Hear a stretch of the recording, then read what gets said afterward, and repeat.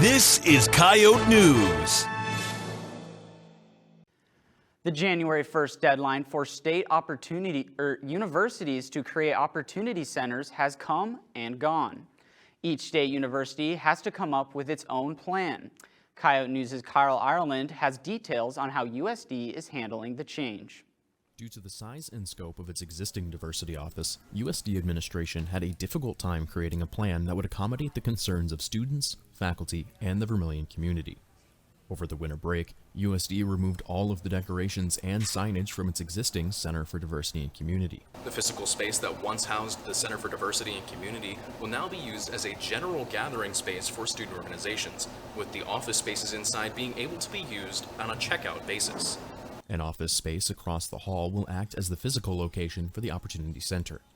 USD President Sheila Gestring says the Opportunity Center won't be just a physical space. It's also a web presence where there are useful links for all the services that students are going to need. Could be anywhere from financial aid to registration. Perhaps they need to connect with a tutor or find the Math Emporium or any of the support services that we provide for our students.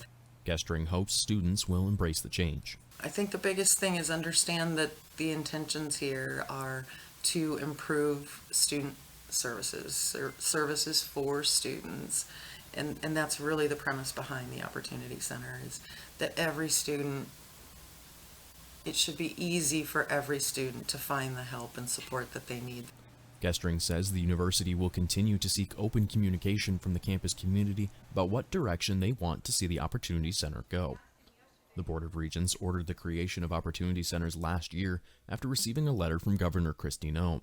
In the letter, the governor asked the board to consider whether diversity offices were experiencing mission creep. Reporting for Coyote News, I'm Kyle Ireland. Thanks, Kyle.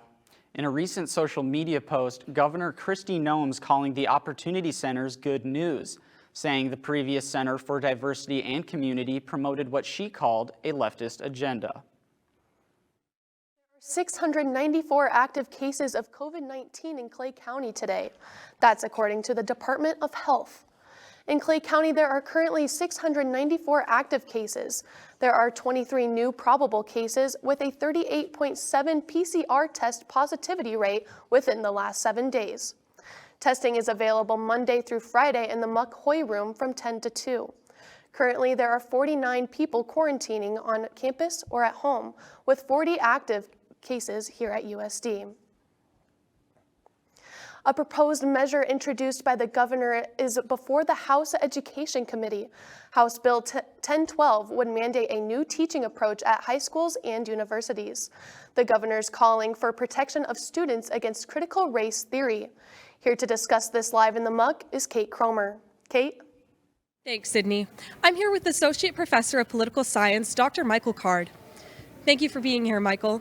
Thank you. Now, can you essentially explain to us what critical race theory is? Well, critical race theory isn't defined in House Bill 1012 for one thing. Critical race theory is a theory based on looking at history and how the intersection of race, class, sex, and economic conditions, as well as disability, affect how history is recorded and how programs of the government actually work. It's a legal theory looking primarily at how the legal system has treated individuals differently. The language of the bill essentially states that a South Dakota Board of Regents institution can't coerce a student into affirming that one race is superior to the other. Is this a problem here at USD in any classes that are offered? Well, I don't know about any classes. I've not heard of any classes where one particular group of individuals is favored over another or declared superior or one declared inferior. For the most part, we deal with generally accepted theories and facts in society in our classes, and we certainly don't want to make any student feel bad. That isn't good for the educational process. We want to explore and encourage students to explore ideas and how those ideas might affect their lives, and to look critically at all things. One aspect of critical race theory, the supposed critical race theory, is that we're teaching a brand of history that disfavors American history as most of us have learned it. What some of us are doing is including some of the most positive and negative aspects of America. We have in our Declaration of Independence the idea that all people are created equal. And certainly we know that not all people are treated equally. So we're trying to explore what causes that treatment, what remedies there might be so that everyone has an equal opportunity. Thank you for being here, Dr. Card. Live in the Muck, I'm Kate Cromer.